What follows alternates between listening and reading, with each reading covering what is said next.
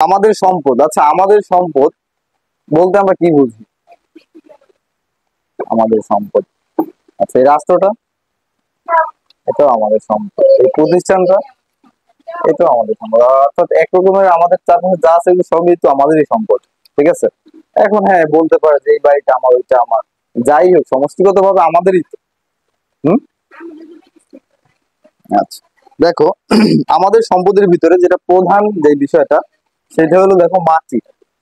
আচ্ছা, মাটিতে গাছপালা জন্মায়, ফসল উদ্ভিদ উৎপন্ন হয়। আমাদের দায়িত্ব এই প্রাকৃতিক সম্পদকে কি নানাভাবে রক্ষা করা। এখন এই প্রাকৃতিক সম্পদ তো শুধু এই আমরা যেগুলো ভোগ করি এগুলো না, নদী নালা খাল বিল গাছ এগুলো তো প্রাকৃতিক সম্পদ, সম্পদ না?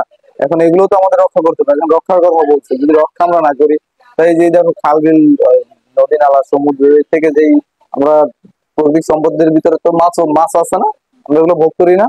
তাহলে এগুলোকে তো আমাদের রক্ষা করতে হবে। এখন যদি আমরা এই যে দেখো বুড়িগঙ্গা নদী দুর্গন্ধ হয়ে যাচ্ছে, নষ্ট হয়ে যাচ্ছে, এরকম যদি প্রতিনিয়ত নষ্ট হতে থাকে, তো ধীরে ধীরে দেখবো এক সময় এই যে মৎস্যের যে উৎস, এই উৎসটাই শেষ হয়ে যাবে। যার ফলে এক সময় এই মাছ, এই যে আমাদের মাছ, এটাও ইতিহাসের পাতা স্মরণীয় হয়ে থেকে যাবে। ঠিক আছে। হ্যাঁ, আসলে এরকম হতে পারে যদি এরকম নষ্ট হয়ে যায়। ঠিক আছে, তো এই জন্য আমাদের কি করতে হবে, প্রাকৃতিক যে সম্পদ গুলো আছে এগুলো কি রক্ষা করতে হবে। দেখো মাটি, মাটির গঠন। আচ্ছা, মাটির গঠন বলতে কি বুঝাইছে? মাটির গঠন বলতে এর ভিতরে কি কি উপাদান আছে? স্নেহ, তারপর তোমার খনিজ লবণ, তারপর আরো যে রাসায়নিক দ্রব্য এগুলো আছে। ঠিক আছে, তারপর অম্ল, ক্ষার, এই সবকিছু মিলেই তো মাটিটা, নাকি? দেখো প্রথমত মাটিতে গাছপালা জন্মায়, আর সেই গাছপালা থেকে আমরা খাদ্যশস্য যেগুলো পাই। আর এই মাটি থেকে যে গাছপালা জন্মাইতেছে, এর মাধ্যমে এই গাছ থেকে অক্সিজেন নির্গত হচ্ছে, যেগুলো আমরা গ্রহণ করতেছি। আর আমাদের ভিতর থেকে যে কার্বন ডাই অক্সাইড গ্যাসটা, অর্থাৎ সব কঠিন যে গ্যাসটা বের হইতেছে, সেই গ্যাসটা কিন্তু আবার গাছ গ্রহণ করতেছে। যার ফলে কি প্রকৃতির যে অক্সিজেনের যে ভারসাম্যটা, সেই ভারসাম্যটা কি বজায় আছে। ঠিক আছে। এটা যদি বজায় না থাকতো, তো আমরা প্রাণীরা যারা আছি এটা বিপর্যয়ের মুখে পড়ে যেতাম। ঠিক আছে। তারপর দেখো এই যে মাটি, মাটির ভিতরে খনিজ, যে বিভিন্ন খনিজ পদার্থ, তেল, গ্যাস, কয়লা, তারপর কি এই যে তোমরা, আচ্ছা দেখো মাটিতে বিদ্যমান প্রধান যে খনিজ পদার্থ গুলো, এগুলো খনিজ পদার্থ বা অজৈব পদার্থ গুলো হলো ক্যালসিয়াম, অ্যালুমিনিয়াম, ম্যাগনেসিয়াম, তারপরে লোহা যেটাকে Fe বলে। ঠিক আছে। তারপর silicon, potassium, sodium, magnesium, copper, zinc, aluminium, লৌহ, আয়রন, গোল্ড, কপার, মার্কারি, এগুলো সবই কি মাটির নিচে পাওয়া যায় খনিজ সম্পদ হিসাবে। বুঝছি? আচ্ছা, তাহলে দেখো মাটিতে বিদ্যমান জৈব পদার্থ হিউমারাস নামে পরিচিত। এই যে মাটিতে বিদ্যমান যে জৈব পদার্থগুলো আছে এগুলো কি নামে পরিচিত? হিউমারাস, না হিউমারাস,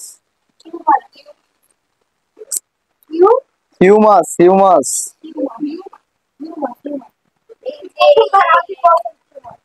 আমি হিউমাস বলছি?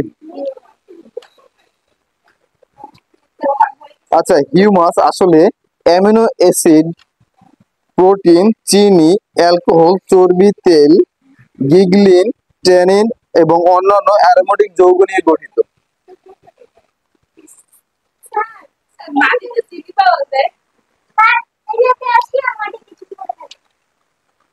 এটা একটা মানে মৌল, এর কণা বিদ্যমান মাটির ভিতরে। মানে এক জায়গায় অনেকগুলো ক্যালসিয়ামের উপাদান এমন না, ব্যাপারটা ক্ষুদ্র ক্ষুদ্র কণা। এই যে শরীরে কোথা থেকে আসতো? বিভিন্ন খাবার গ্রহণ করতেছি, এর মাধ্যমে আসছে না? এই এই খাবার থেকে আসতেছে। তাহলে এই যে ফলগুলো খাচ্ছি, খাদ্য খাচ্ছি, এর ভিতরে কোথা থেকে আসতেছে? এটা তারা মাটি থেকে সংগ্রহ করতেছে। ঠিক আছে। এই যে আমরা আগের ক্লাসে পড়ছিলাম যে সার প্রয়োগ করার ফলে কি হয়, মাটিতে ক্যালসিয়াম, ফসফরাস, হ্যাঁ এর পরিমাণ কি বৃদ্ধি করে। তাহলে এই পরিমাণ মাটিতে কেন বৃদ্ধি করে? তুমি সরাসরি খাই ফেলো তাহলে সার, তাহলে হবে? হবে না। এটা তোমার জন্য না, এটা উদ্ভিদের জন্য। আর উদ্ভিদ ওখান থেকে গ্রহণ করবে, সেটা তুমি সংগ্রহ সংগ্রহ করে তারপর তুমি বপন করবে, এর আগে না। ঠিক আছে, বুঝছি? এখন তুমি যদি পরোক্ষ থেকে যদি প্রত্যক্ষ ভাবে গ্রহণ করতে চাও তাহলে সমস্যা।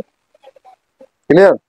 এখন দেখো আমাদের যখন আমাদের খাবারের মাধ্যমে হয় না, তখন আমরা বিভিন্ন কেমিক্যাল খাই, যার মাধ্যমে আমরা এর ঘাটতিটা পূরণ করি। যে যখন ডক্টর দেখাই তখন সেখান থেকে আমাদের ভিটামিন ক্যালসিয়াম সাজেস্ট করে, আমরা সেগুলো কিনে খাই, ঘাটতিটা পূরণ হয়ে যায় না, আর তো কিছু না। ঠিক আছে, তাহলে দেখো মাটির ভিতরে আমাদের এই সব খনিজ পদার্থ, ঠিক আছে, জৈব অজৈব যত পদার্থ আছে এগুলো সবই কি মাটির ভিতরে লুপ্ত অবস্থা আছে। ঠিক আছে, এটি দেখতে অনেকটা কালচে, কোনটা, হিউমাস নাকি, এটি অ্যারোমেটিক যৌগ নিয়ে গঠিত, এটি বিশেষ বিশেষ কি জটিল পদার্থ, অ্যারোমেটিক যৌগ। অ্যারোমেটিক যৌগ হলো এটা বেনজিন, চেনো বেনজিন?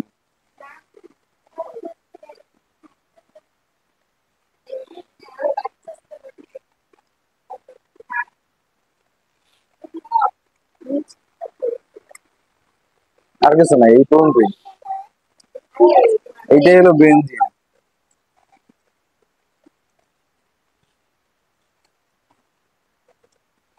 এইটাই একটা অ্যারোমেটিক যৌগ। ঠিক আছে, এইটাই একটা অ্যারোমেটিক যৌগ। ক্লিয়ার? মাটির কণার ভিতরে থাকে। এইটা কিসের ভিতরে থাকে? এইটা থাকে তোমার হিউমারাসের ভিতরে, আর এটা একটা কঠিন পদার্থ বা জটিল যৌগ, অর্থাৎ এমন একটা যৌগ যেটা ভাঙা খুবই কঠিন। ঠিক আছে, এটা কিন্তু দেখো সাইক্লিক বা চাক্রিক যৌগ, বৃত্তাকার। ঠিক আছে, এইগুলো এইসব যৌগগুলো ভাঙা কঠিন। বৃত্তাকার কেন বলছি? কারণ দেখো এটা চারপাশেই বদ্ধ আছে। ঠিক আছে, অর্থাৎ দেখো এই যে এই চিত্রটা না আমি কিন্তু রেখা দিছি। ঠিক আছে, এটাকে মাঝখানে এরকম করে দেওয়া হয়। কেন দেওয়া হয়? কারণ এটা সাইক্লিক যৌগ, অর্থাৎ বৃত্তাকার যৌগ, এই জন্য বলা হয়। অর্থাৎ এইটা এগুলো এরকম এর ভিতরে যে মৌলক গুলো আছে বা কণাগুলো আছে এগুলো ঘূর্ণনশীল, ঘুরতে থাকে। অর্থাৎ যখন বিক্রিয়া করে একটা মৌল একটা মৌলের সাথে যখন বিক্রিয়া করে তখন এটা ঘোরে, রেজোনন হয় ভিতরে এর ভিতরে। ঠিক আছে, রেজোনন প্রক্রিয়া সম্পন্ন হয়। এগুলো সায়েন্সের পড়া, এগুলো তোমরা বুঝবে না, সহজে ওইদিকে যায়। ঠিক আছে, তোমাদের প্রয়োজন হবে না, বুঝে তোমার লাভ নাই, ভবিষ্যতেও তোমাদের জন্য এগুলো নাই। তো অযথা এদিকে যাই, তোমাদের কোনো লাভ হবে না। যেটা নাই তোমাদের লাগবেই না, কেন শিখবা? দরকার নাই তো। শিখে তুমি প্রয়োগ করবা তো দরকার, শেখো, সমস্যা নেই। তোমার এখন যেটা দরকার, তোমার একাডেমিকে যেটা দিচ্ছে, তুমি তো ওই পর্যন্ত কমপ্লিট করো, তাতেই তোমার হয়ে যাবে। ঠিক আছে, না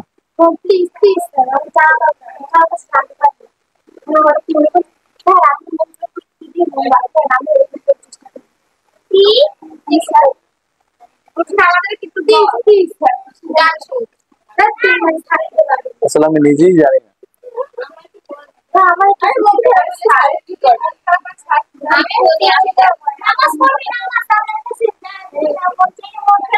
হ্যাঁ, ও খুব সুন্দর একটা সাজেশন দিচ্ছে, নামাজ পড়তে পারো, তুমি তখন ই করতে পারো, গল্পের বই পড়তে পারো, ভালো লাগবে। সমস্যা নাই, তখন কোন গল্প বই পড়ো।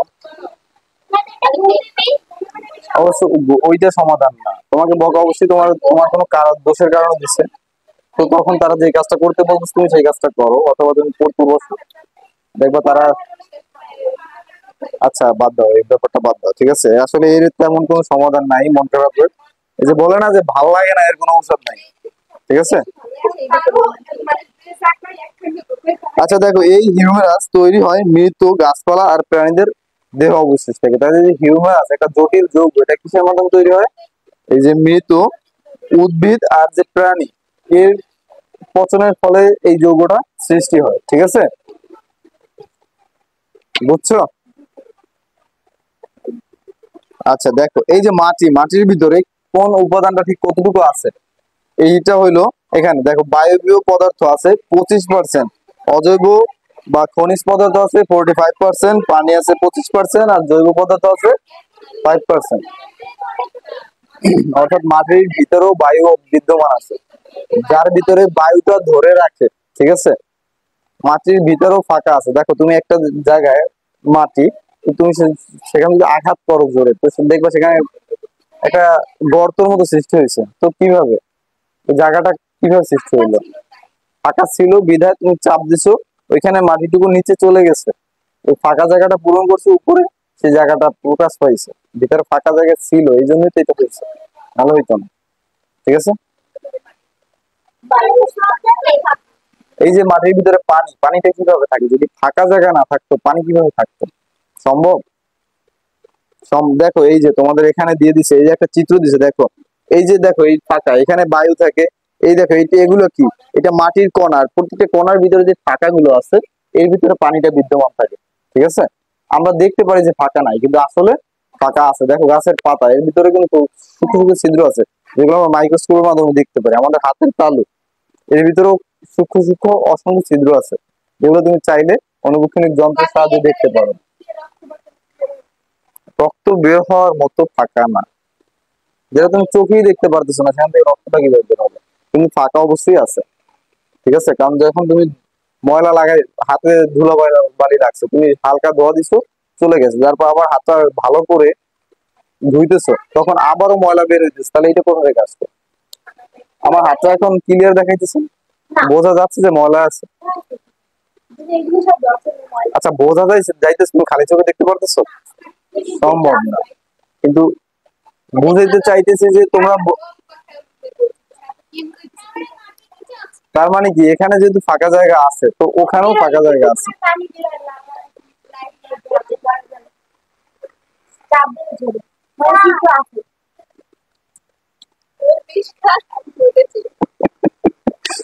বিষ কাপে তুমি মরে যাবো? হ্যাঁ, ওখানে তুমি ভালো করে খেয়াল করলে দেখতে পারো। হ্যাঁ অবশ্যই, ওর ভিতর থেকে জ্বলে না, মূলত পানি বের হয়, মানে তরল পদার্থ, মূলত এটা পানি না, তরল পদার্থ বের হচ্ছে। ঠিক আছে, আচ্ছা দেখো আমাদের শরীর যখন ঘামায়, তখন আমাদের শরীর থেকে ঘাম বের হচ্ছে না, এটাই তো একটা বড় রিজন। দেখো এটা কোথা থেকে বের হইতেছে? আমাদের শরীরের ওখানে ছিদ্র আছে না, তুমি দেখতে পারতেছো? তাহলে এই তো এখানে তো ব্যাপারটা ক্লিয়ার হয়ে যায়, আর তো লাগে না। আর লাগে? আচ্ছা, তাহলে দেখো মাটিতে বিদ্যমান পানি, পানির ভূমিকা অতি গুরুত্বপূর্ণ। কারণ দেখো পানি যদি না থাকতো তাহলে আমরা পানি পেতাম না, কারণ পানির অপর নাম দেখো জীবন দেওয়া হয়েছে। কেন? কারণ এই পানি যদি না থাকতো তাহলে আমরা জীবিত থাকতে পারতাম না, উদ্ভিদ জীবিত থাকতে পারতো না, কোনো প্রাণী জীবিত থাকতে পারতো না। ঠিক আছে কিনা? হুম, ওকে। তাহলে দেখো এটা হলো আমাদের মাটির যে গঠন, গঠনের ভিতরে কি কি আছে? বায়ু পদার্থ আছে, পানি আছে, জৈব পদার্থ আছে, অজৈব পদার্থ আছে। তো জৈব অজৈব পদার্থ কি কি আছে তা এই পিছনে আমরা একটু আগে পড়ছি। ঠিক আছে, জৈব অজৈব পদার্থ গুলো কি? ওই যে aluminium, phosphorus, calcium, sodium, magnesium, এগুলো। এক্সাম আছে, এক্সাম কবে? শনিবার? শনিবার ক্লাস আছে? নাই। রবিবার আছে? নাই। সোমবার? আমার ক্লাস সোমবার না? হ্যাঁ, 4টা অধ্যায়। হ্যাঁ, 4, 5, 6, 7, এই 4টার ভিতর থেকে দিই।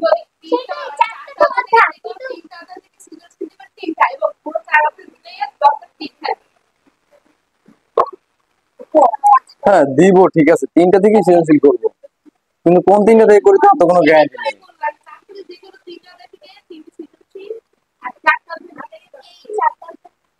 আচ্ছা দেখো, তোমাদের এখানে একটা প্রশ্ন করছে যে মাটিতে যদি পানি না থাকতো তাহলে কি সমস্যা হতো? মাটিতে পানি না থাকলে কি সমস্যা হতো সেটা তো আমরা জানি, মানবী জানি না। মাটিতে পানি না থাকলে কি সমস্যা হতো? তারপর উদ্ভিদ জন্মাতে পারতো না, তার মানে কি ধীরে ধীরে। আচ্ছা, মাটির বাইরে কি কোথাও পানি আছে?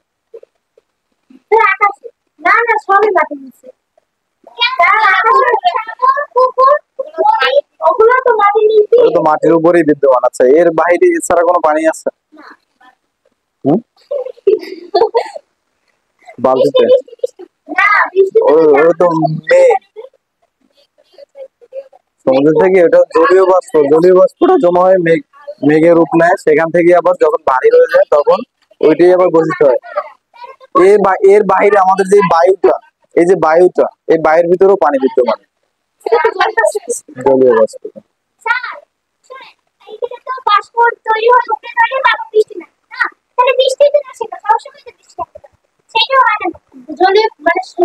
জলীয় বাষ্পের পরিমাণ যখন কমে যাবে তখন তো বৃষ্টি হবে না, যখন বাড়বে তখন, জলীয় বাষ্পের পরিমাণ যখন বেশি হবে তখনই মেঘ বেশি জমবে, তখনই বৃষ্টি হবে।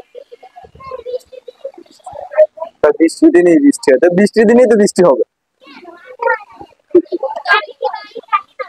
আগে বৃষ্টির দিন না, এই জন্য বৃষ্টি হয় না। ঠিক আছে। আচ্ছা দেখো তাহলে মাটির ভিতরে সবাই না, এটার পিছনে এইটার হ্যাঁ কারো পরের বার কাউরে পাবেন না এটা।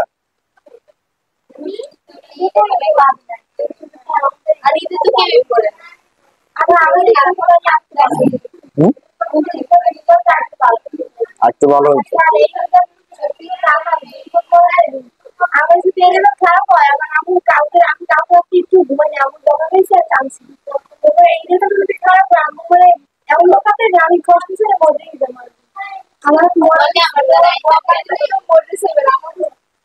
তোমাদের এক্সাম কবে ছিল এটা? ঈদের আগে ছিল, তো এটা চেঞ্জ করার সিস্টেম নাই।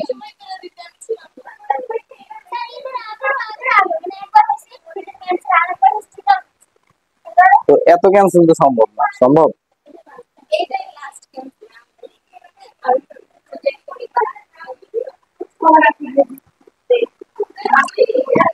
দেখো তারপর কি আছে, আচ্ছা মাটির ভিতরে এই সাইলেন্ট, মাটির ভিতরে কি কি উপাদান আছে আমরা জানতে পারছি। মাটির ভিতরে যদি পানি থাকতো, অর্থাৎ যদি না থাকতো তাহলে কি হতো সেটা আমরা জানছি। মাটির ভিতরে কি কি উপাদান আছে সেটা জানছি। মাটি দেখো এখানে মাটি তোমার চারটে স্তর দেখাইছে, এ বি সি ডি, চারটে স্তর দেখাইছে। প্রথম স্তরে মাটি আছে, তার পরের স্তরেও মাটি, তারপর স্তরে কি দেখো মাটির নিচে শুধু যে মাটি এমন না, নিচে কঠিন মানে শিলা আছে। ঠিক আছে, অর্থাৎ মাটির নিচে পাথর, তারপর ভারী ধাতু, কঠিন শিলা, পানির স্তর। ঠিক আছে, এই বিভিন্ন স্তর মাটির নিচে বিদ্যমান। ঠিক আছে, শুধু চারটা। ঠিক আছে, ঠিক। চারটা স্তর। দেখো এখানে যে চারটা স্তর, তোমাদের চারটা স্তরেরই খুব সুন্দরভাবে ব্যাখ্যা দিচ্ছে। দেখো কি বলছে, যে প্রতিটি স্তরকে দিক বলয় বা হরাইজন বলে। এই যে মাটির যে চারটা স্তর, এই প্রত্যেকটা স্তরকে দিক বলয় বা হরাইজন বলে। এগুলোই কিন্তু এমসিকিউ। ওই এই যে দেখো এ লেখা আছে হরাইজন এর উপরে, প্রতিটি স্তরকে দিক বলয় বা হরাইজন বলে। সবার উপরে যে স্তরটি থাকে তাকে বলে হরাইজন এ বা টপ সয়েল। কি বলে? টপ সয়েল বা সব থেকে উপরের স্তরের মাটি, এই জন্য বলছে কি টপ সয়েল বা, আর প্রত্যেকটা স্তরকেই হরাইজন বলে। ঠিক আছে, তাহলে আমরা প্রত্যেকটা স্তরকে হরাইজন বলতে পারবো, কিন্তু এটা উপরের স্তরে এই জন্য এটাকে বলবো টপ সয়েল। ঠিক আছে, এই স্তরের উদ্ভিদ আর প্রাণীর মরাদেহ পচন শুরু হয়। তার মানে কি, এই যে উপরের মাটির যে উপরের স্তর আছে, এই স্তরে উদ্ভিদ আর প্রাণী এগুলো কি পচন সম্পূর্ণ হয়। আর এর মাধ্যমেই কিন্তু আবার এই পচার ফলেই মাটির উর্বরতা বৃদ্ধি পায়। ঠিক আছে, এর ভিতরেই আবার দেখো তোমার বিভিন্ন গ্যাস, এই পচার ফলেই আবার গ্যাস তৈরি হয়। তো দেখো এই যে প্রাকৃতিক এর যে মানে ধারাবাহিকতাটা, এর মাধ্যমেই দেখো তোমার অনেক কিছু সৃষ্টি হইতেছে, আবার ধ্বংস হইতেছে। সেই ধ্বংসের মাধ্যমে আবার নতুন করে সৃষ্টি হইতেছে, সেখান থেকে আবার উৎপাদন হইতেছে। ঠিক আছে, এটা কিন্তু প্রতিনিয়ত এই ধারাটা অব্যাহত আছে। হ্যাঁ, তো আর্টস এর সাবজেক্টের ভিতরে মাটি অবশ্যই থাকবে, অবশ্যই পারবে। না তোমরাও পারবে, সম্ভবত পারবে। পারবা তোমরা সম্ভবত, কারণ মৃত্তিকা তোমাদের একটা অংশ, এটা পারবা, সমস্যা নেই। ঠিক আছে। আচ্ছা দেখো কি, বেশিক্ষণ না, অল্প কিছুক্ষণ।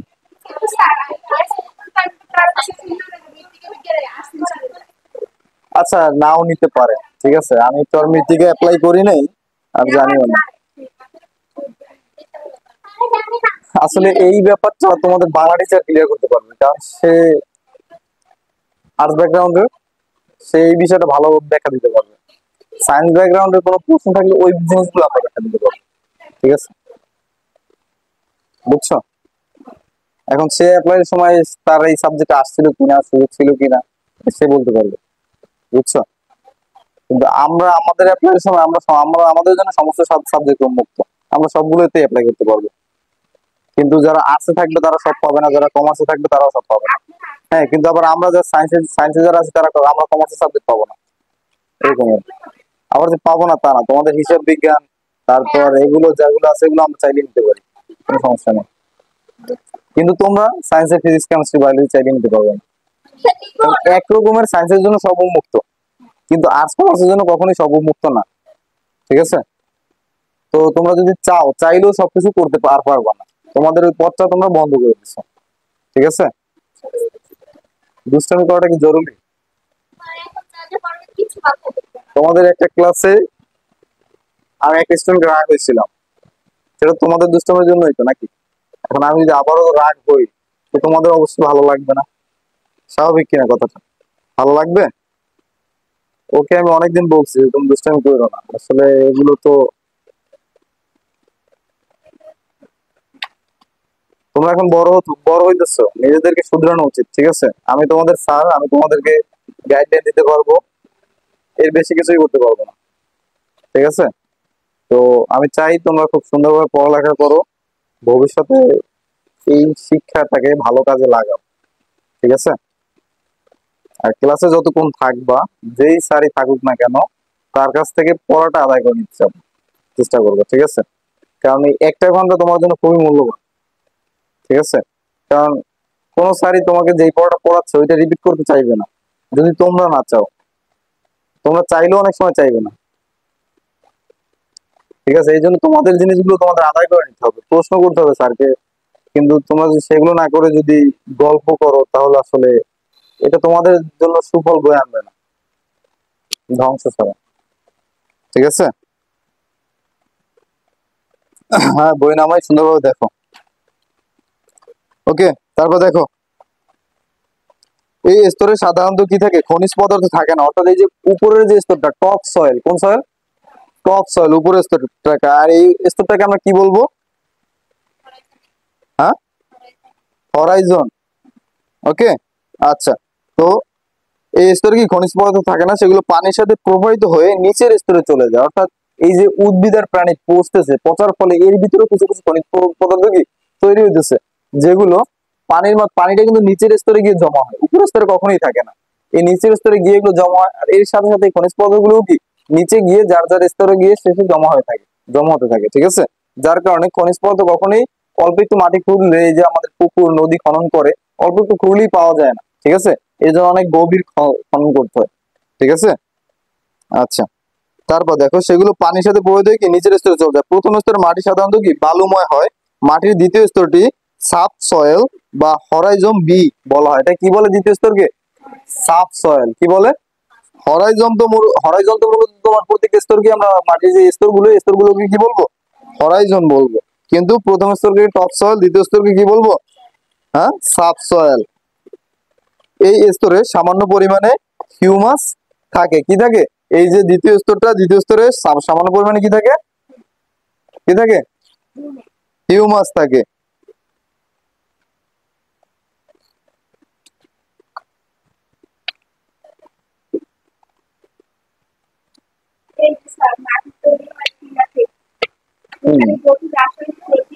আচ্ছা দেখো, এই স্তরের উপরের স্তরে আসে কি আসা খনিজ পদার্থ ভরা থাকে, অর্থাৎ দ্বিতীয় স্তরে, অর্থাৎ উপরের স্তরে পানি যখন নিচের স্তরে যায়, যাওয়ার ফলে উপরের স্তর থেকে কি নিচের স্তরে খনিজ পদার্থগুলো ধীরে ধীরে জমা হতে থাকে। দেখো এই যে মাটিটা, এটা মূলত ফিল্টার হিসাবে কাজ করে। মাটির নিচ থেকে দেখো আমরা যে পানিটা খাবার জন্য তুলতেছি, এই পানিটা একদম পিওর না, ক্লিন না, কোনো ময়লা আছে? একদম স্বচ্ছ। এটা কিভাবে হইতেছে?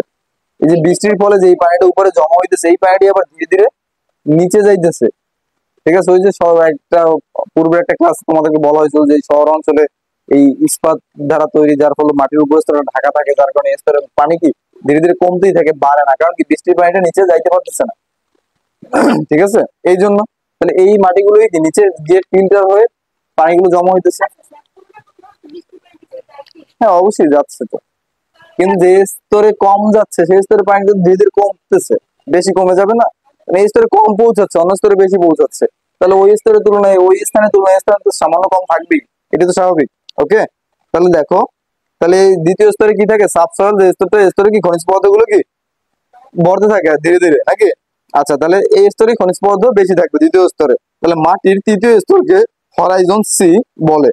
কি বলে? সি বলে। মাটির তৈরি তৈরি হয় কি থেকে? শিলা থেকে, যেখানে জটিল রাসায়নিক প্রক্রিয়া জড়িত। কি জড়িত? জটিল রাসায়নিক প্রক্রিয়া। এমনি এমনি কিন্তু তৈরি হয় নাই, একটা রাসায়নিক বিক্রিয়া আছে। ঠিক আছে, দেখো মূল শিলা আস্তে আস্তে নরম হয়ে এক পর্যায়ে মাটির কণায় পরিণত হয়। অর্থাৎ যে শিলাটা থাকে, এই শিলাটা ধীরে ধীরে গলতে থাকে বা নরম হতে থাকে আস্তে আস্তে, বা এক কথা বলতে পারো বা পচতে থাকে। তো ধীরে ধীরে আস্তে আস্তে এভাবে কি মাটিতে পরিণত হয়। ওকে, মূল শিলা থেকে পরিবর্তিত হয়ে প্রথমে যে নরম শিলা তৈরি হয় সেগুলো হরাইজন সি তে থাকে। অর্থাৎ কিতে থাকে? তৃতীয় যে স্তর হরাইজন সি, এই যে হলুদ একটা স্তর। ঠিক আছে, অর্থাৎ তোমরা মাটি যখন গভীরে যাবা, তো তখন দেখবা সেখানে হলুদ হলুদ ছোট ছোট অংশ পাওয়া যায়। তোমরা কখনো পুকুর খনন করলে সেখানে দেখছো কিনা জানি না, হলুদ ছোট ছোট অংশ পাওয়া যায়। ঠিক আছে, এগুলোই এই স্তরটাই ওইটা।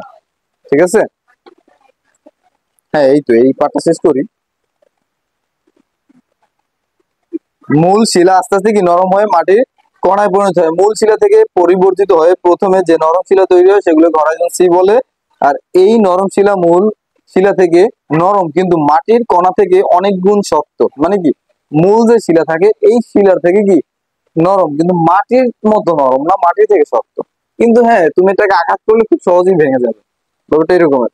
তারপর এইটাই আবার ধীরে ধীরে গলে মাটিতে পরিণত হয়। ঠিক আছে, এই নরম শিলাই পরিবর্তিত হয়ে কি মাটির কণায় পরিণত হয়। এই স্তরের নিচে থাকে কি হরাইজন ডি বা মূল শিলা বা খুব শক্ত শিলা। তার মানে কি, তার নিচে একদম যে চতুর্থ স্তরটা, এই স্তরটা কি শক্ত শিলা। ঠিক আছে, যেটা তোমাদের পিছনে যে চিত্রটা দেওয়া হয়েছে, দেখো এখানে পাথরের মতো বিভিন্ন আকৃতি দেওয়া আছে। ঠিক আছে, আর ওই ভিতরে যে ফাঁকা স্থানটা, ওই ফাঁকা স্থানেই মূলত পানিগুলো জমা আছে। ঠিক আছে, পানি বায়ু এর ভিতরে কি জমা আছে। তারপর দেখো তোমাদের এখানে মাটির প্রকারভেদ আছে। এটা বালি মাটি, পলি মাটি, দোআঁশ মাটি, এঁটেল মাটি। এইসব মাটি সম্বন্ধে আমরা ছোটবেলা থেকে কৃষি যে বইগুলো ছিল, এই বইগুলোতে আমরা জানতে পারছি কিনা? হ্যাঁ, যে কোন মাটিতে কোন উদ্ভিদ ভালো জন্মায়, কোন মাটিতে কোন ফসলটা ভালো হয়, ঠিক কিনা? এগুলো আমরা পড়ছি না কৃষিতে? সবাই পড়ছি, কারণ এখন তো টেনে অবশ্যই এই পর্যন্ত সবার বই সমান ছিল। তো কৃষি বই এখনো সবার জন্য সমান। তো এই বিষয়টা আমরা সবাই জানি। ঠিক আছে, আচ্ছা তাহলে বালু মাটির যে বৈশিষ্ট্য, আবার এঁটেল মাটির যে বৈশিষ্ট্য, পলি মাটির যে বৈশিষ্ট্য। না দিব না। দেখো মাটির প্রকারভেদ, তাহলে এই প্রকারভেদটা সুন্দরভাবে পড়বা। আর এর ভিতরে কি আছে, অর্থাৎ কোন মাটিতে কোন উদ্ভিদ গুলো ভালো জন্মে বা ফসল ভালো হয়, কোন মাটির কার্যকারিতা কত ভালো, এইটা। ঠিক আছে, আর মাটির পিএইচটা সংক্ষেপে বলি। মাটির পিএইচটা হলো এরকমের, অর্থাৎ আমরা তো জানি নিরপেক্ষ হয়েছে কত, 7। পিএইচ 7, এটা কি নিরপেক্ষ? 7টা নিরপেক্ষ একদম। কিন্তু এর থেকে যদি কম হয় তো অ্যাসিড, যদি বেশি হয় ক্ষার। ওকে, তো এখন কথা হইলো, কিছু কিছু উদ্ভিদ মাটির পিএইচ মান 7-এ ভালো জন্মায়, কিছু 6-এ ভালো জন্মায়, 7-এ 5-এ ভালো জন্মায়, কিছু আছে খারত্ব, মাটির খারত্ব বেশি হলে ভালো জন্মায়। ঠিক আছে, এখন একই, এই জন্যই মূলত একই মাটিতে একাধিক উদ্ভিদ বা সব উদ্ভিদ ভালো হয় না। এক এক এলাকার মাটিতে এক এক উদ্ভিদ ভালো হওয়ার মূল পিছনে এই মূল কারণ হলো মাটির পিএইচ মান। অর্থাৎ এক একটা উদ্ভিদ এক একটা পিএইচ এর উপর ডিপেন্ড করে সে ভালো ফলন দেয়। ঠিক আছে, বুঝছি?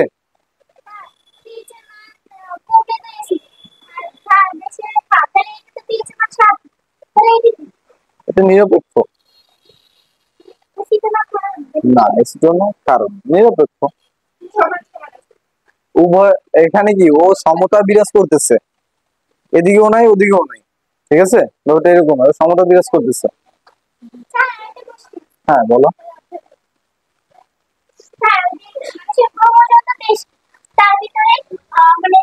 23টি না, 23 জোড়া, 46টি।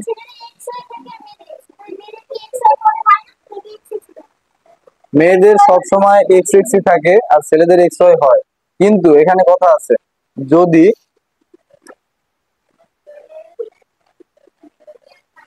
মেয়েদের থাকে এই দুইটা আর ছেলেদের থাকে এই দুইটা, কিন্তু এখানে কথা হইলো, যদি এই দুইটা ক্রোমোজোম একত্রিত হয় তখন হবে মেয়ে, আর এই দুইটা যখন একত্রিত হবে তখন হবে ছেলে। ছেলে হোক মেয়ে হোক এর উপরে মেয়েদের কোনো ভূমিকা নেই। ওকে,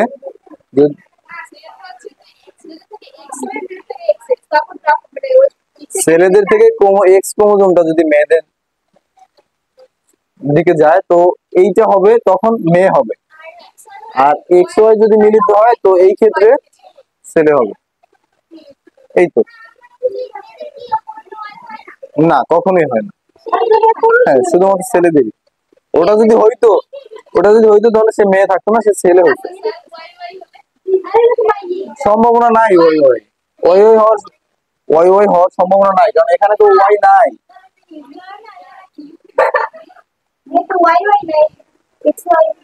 ওইটা আসলে দেখো, আমি আগে একটা কথা বলছি যে সৃষ্টির একটা রহস্য তো অবশ্যই আছে, আছে কিনা?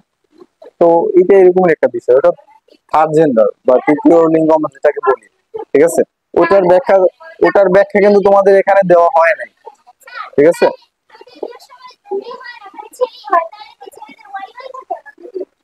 এখান থেকে শুধুমাত্র ওয়াই ক্রোমোজোমটাই যাচ্ছে, এই জন্য শুধুমাত্র ছেলেই হয়, ঠিক আছে? আবার যাদের ওয়াই ক্রোমোজোমটা পাস হবে না তাদের ক্ষেত্রে শুধু মেয়েই হবে।